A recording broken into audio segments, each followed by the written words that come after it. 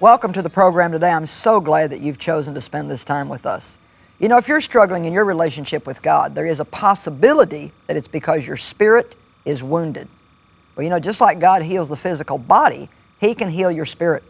So joining me today to discuss this is author and pastor Phil Pringle. Hello, Joyce. Phil, great to see you. God bless you. Thanks for being with us. Well, yesterday we were talking about this book you've written called Healing the Wounded Spirit, and how important it is to let God heal in our spirit. I was just thinking, you know, I was abused by my dad for a lot of years, and so my big goal was to become 18, get away from home. I mean, I planned that for years. Sure. Well, you know, nobody's going to help me.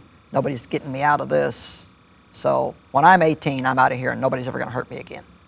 And so as soon as I was 18, I left home. And boy, I thought because I physically walked away from the problem that I was free. But it took me several more years to realize that I left physically, but I took the problem with me. Right. Because right. the real wounds Yeah. were in my soul, in my personality, and in my spirit, and that affected so many areas of my life. And so you apparently have some insight on that. So what about this wounded spirit thing? Well, I think what happens is that people think our spirit is untouchable when you're born again as a Christian, that your body can get sick and have problems, and your soul goes up and down, and its emotions and feelings, and your mind, you know, gets a little out of control. But somehow thinking that our spirit is untouchable and that. But in actual fact, I've seen believers whose spirit is broken, snapped. And it's like they talk about breaking the will of a horse to, you know, so that it becomes tame but sometimes the will can be broken, and there's two kinds of brokenness. There is a good brokenness before God, where we are broken and we come contrite before God. But there's another kind of brokenness that is damaging, and that's when trust is breached. And so what happens, something snaps on the inside of a person and they give up. They just give up. Yeah. They think, what's the use? They're hopeless. They can't. They lose vision for the future. Nothing's going to change. Yeah. If you were to say, let me look into your future, you'd see nothing. It's black. And you know, faith always has something inside. And if you were to run the ultrasound over their spirit, there's nothing in there, no heart beating about the future. I think many times we think because somebody's hurt us that we are justified in feeling that way. That's right. And it just seems like I'm hearing the Lord say that we need to realize that our anger is sin. Wow. And our bitterness is sin. And that resentment is sin. And even though this other person has sinned against me, that my response to that is also sinful. Yeah. And so I think we need to start by saying, you know, God, this attitude I have, this way I feel, these thoughts I'm having, this junk that I'm spurting out of my spirit, you know, it's sin and I'm sorry. Will you forgive me? Totally. And I want to also forgive that person. Because we have no control over what happens to us, but we do have control over how we react to what happens to us. And as long as we keep justifying Our position. bad response, then you really can't get over it because you're not really facing the fact that it's a wrong thing that has to go. Never get over it. And oftentimes people, you know, they burn. Like these are fiery darts from the enemy. And there's a fire that comes from hell. There's a fire that comes from heaven. That's a pure fire, and you burn with passion and love for God. But the fires from hell, they tend to, people find each other and they burn together, you know? Yeah. And Jesus says, like, okay, the branches that bear no fruit, we gather them together and they burn. Right. And people, they say, yeah, that church, they did this to me. Yeah, that preachers, that, you know, these TV yeah, you guys. Can't trust anybody. You know, and all this. And so they just feed each other these toxins that continue to infect their spirit. And so I say to people, listen, don't hang out with the crowd that are carrying the same offense. That's right. Find somebody who's got no offense about them at all. They just have a pure heart. Hang out with them, and that'll be like an antiseptic on this wound you've got there, and you'll heal up in no time at all. And it's a pure heart that has joy. It's a pure heart that has joy in life, and that joy only comes once you've got a healed spirit. You know, I can bear witness to what you're saying because years ago, when I still wasn't really healed from all the abuse in my childhood, I had a very negative spirit. I mean, I just, yeah. Oh, you can't trust anybody. Well, you know, I know it's supposed to be sunny tomorrow, but you watch, it'll rain, you know. And I mean, I was just bad, you know. And I always say if I thought 2 positive thoughts in a row, my brain got in a cramp.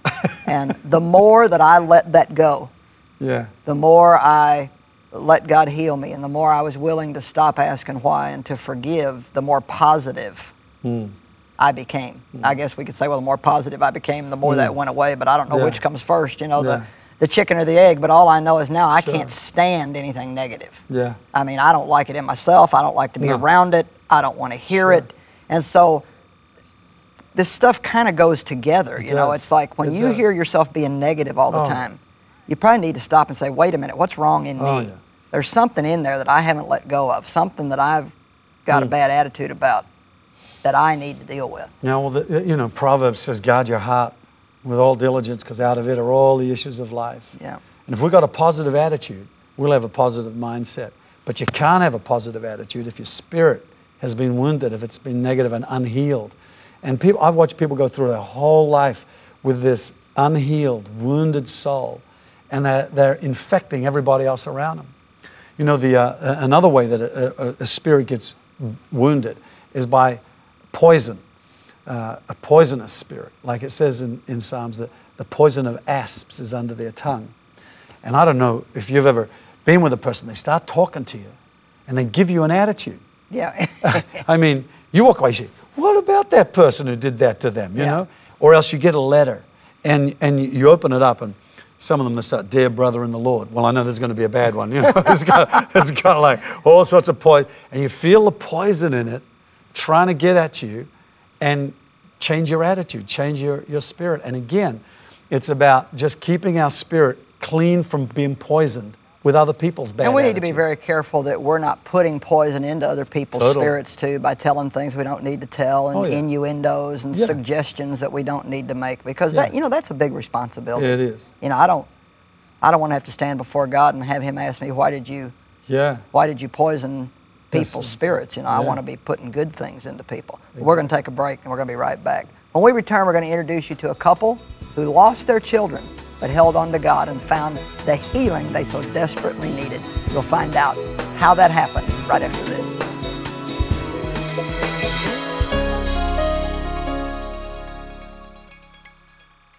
Welcome back to the program. You know, the pain of losing a child is just absolutely indescribable. But I am here to tell you that God can and wants to heal you. This next couple's testimony is an example of God's comfort and compassion during loss. The items in this box belong to Carlos and Miriam Peneloz's children. It's filled with laughter, joy, and memories of life-changing events. Looking through the box is one of their favorite ways to honor their memories. My oldest son his name was Jose Esteban. He was very, very sweet and very patient, and he never complained about his illness. The second daughter, Carla, she was the apple of my eyes. She had something that produced from me the best thoughts, feelings, ideas. Sarita, I would describe her as an absolute comforter. She was my healer, I would say. The one that God used to heal my spirit, my soul, and my mind. My last daughter, her name was Paola Daniela, a very confident girl, you know, very secure. She knew what she wants. Each child became sick with a rare genetic disease called ataxia telangiectasia. It affects the brain and other body systems. Carlos and Miriam each carry the recessive gene. Neither knew they carried the disease until after their first child died. I would pray to God and say, you know, kill me, do something to me, but not to them. They are innocent. Sometimes I didn't have words, you know, just crying and pain in my heart, deep pain. In Bolivia, Carlos pastored a church with thousands of members. He witnessed God heal people with terminally ill diseases. Miriam prayed constantly for the Lord to heal their children. Our initial feelings of despair, of confusion, of not understanding, quickly turned to faith, thinking and hoping that God was going to heal them. Sadly, Carlos and Miriam buried all 4 of their children. You know, when a child loses a father, he is an orphan. When a husband loses a wife, he's a widower. When a wife loses a husband, she's a widow. But when a father loses a child, there's no name for it. Because that pain, it's indescribable. The Penelosas never blamed God. Sometimes they were angry or sad, but they never blamed God. They say their relationship with Him is the only reason they could overcome the pain. It simply is indescribable. And the hurt and the pain is so deep that no human words are able to heal that type of wound. And we experienced that 4 times with each one of our children. And I must say, only God could have healed our hearts. God miraculously gave them peace over all the loneliness, sorrow, and despair that comes with losing a child. The more they sought Him for comfort, the more He provided. The miraculous way in which the Lord healed us, that took care of it. And no more loneliness, no more emptiness, no more grief. The healing was 100%. The indescribable pain could have destroyed Carlos and Miriam, but with God's help, they've moved on with their lives, cherishing the memories of the time God blessed them with their children. They're both pastoring an all-Spanish church in Virginia. Every weekend, 600 members come to worship the Lord. And when they learn of the Penelosas' testimony, they know that God is truly worthy to be praised. There is no hope. Without God, there is no hope. There's nothing, you know. You are just lost. When He comes, when He heals, when He sets you free, it's beyond your reasoning. It's beyond your understanding. It's real. If you accept His love and His healing, it will stop. He will heal it. He will. Well, you know, we're here, Phil, talking about how people can get a wounded spirit, and then normally you would think that somebody who went through a terrible tragedy like this couple did would definitely have a wounded spirit, but because they continually kept their hope in God, they never really got to that point. Astonishing. Absolutely astonishing. It to is go that amazing. far. 4 children. So having a terrible loss, we're talking about the ways that your spirit can be wounded, and one of them we talked about is by people hurting you that you trusted.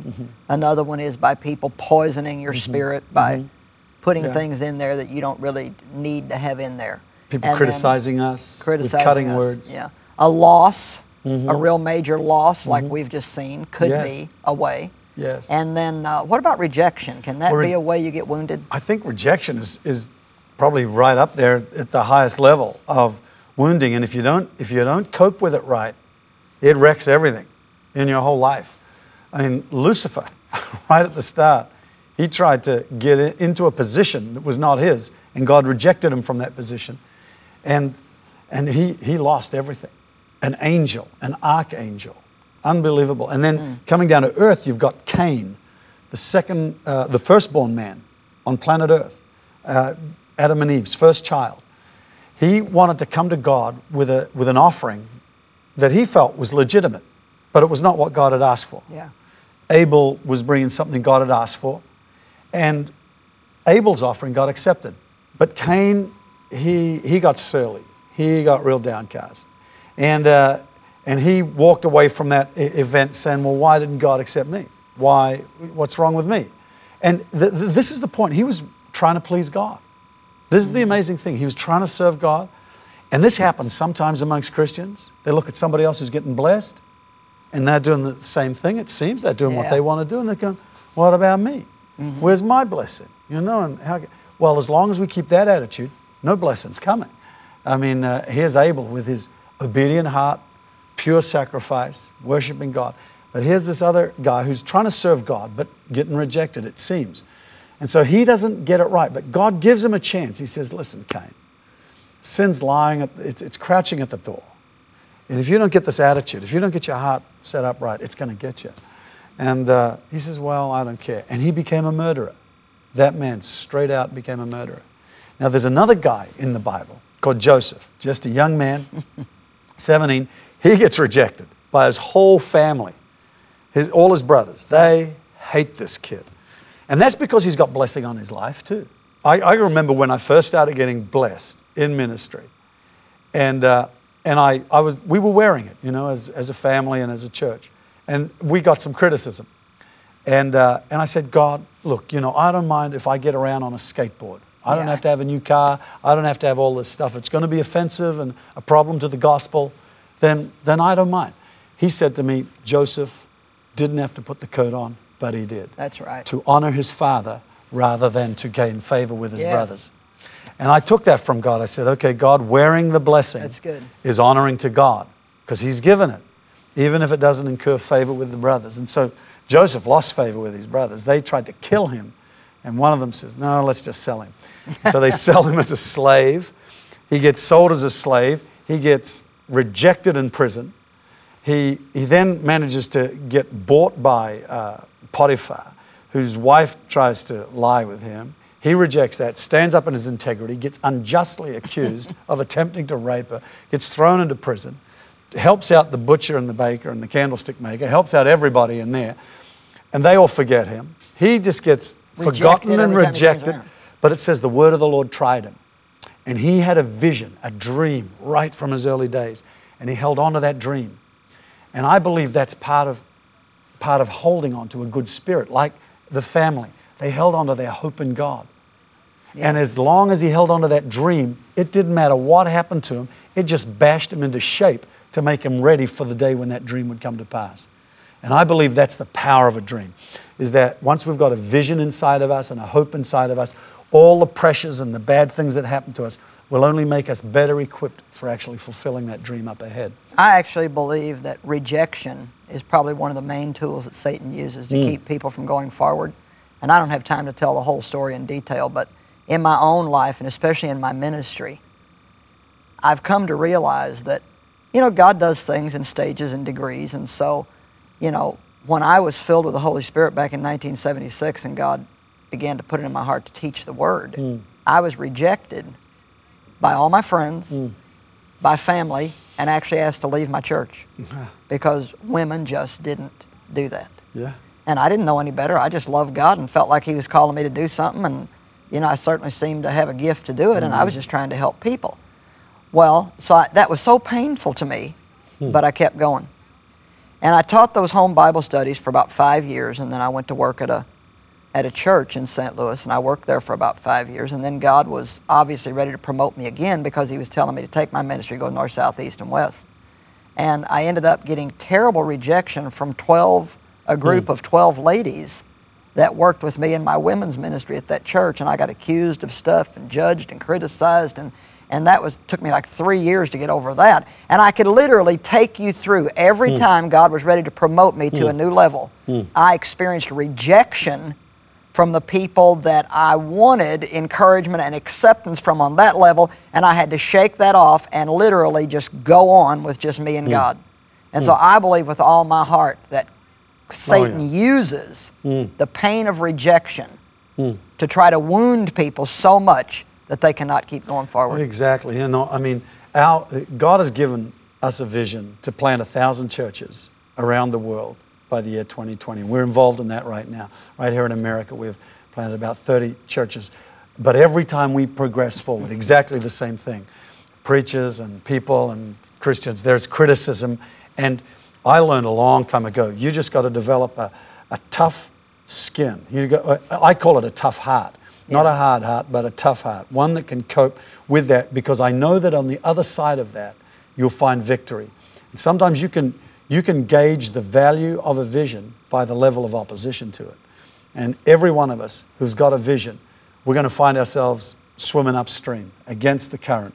Only dead fish float downstream, you know. But as we go forward, we're going to find ourselves facing all kinds of difficulties. I mean, what do we expect? Jesus was crucified, for goodness sake. And rejected. And rejected. You can't get much more rejected than that. And so He knows the camp we're living in. And I don't think we should dwell on it, though, either, Joyce. No, I don't Otherwise, either. we get this martyr complex, you Right. know? I think we Poor just... me, I'm trying to help people and everybody's out to get me. I think we just love our enemy, love people all the time. And we find ourselves keeping ourselves a good heart and actually winning them around to a better frame of mind themselves. Somebody said something to me a couple of weeks ago that I thought was really great, and it's coming back to my heart now. And so often we talk about the sacrifices you have to make to serve God, the sacrifices you have to make in ministry, and the sacrifices you have to make to go forward. And this gentleman said, I've come to understand that if what I get out of something is greater than what I've had to put into it, that I can't call it a sacrifice. Definitely. And so when I think, I lost some friends and I was embarrassed and, Beautiful. you know, some things were hard for me, but dear God, what He has done for me, Yeah. the joy I have, the peace I have, the privilege of being able to help people, I can't really call it a sacrifice. awesome. And so you're right, we need to not focus on all these little things that try to hold us back and the people that hurt us and the people that don't like us. You know, we have a tendency to focus on those negatives, and yet there's so many positives. Yeah. That it's kind of like being married to somebody and you just focus on the 3 things that are wrong, and then you fail to see the 15 things that are right. I mean, you can't even find them anymore because you've stared at what's wrong for so long.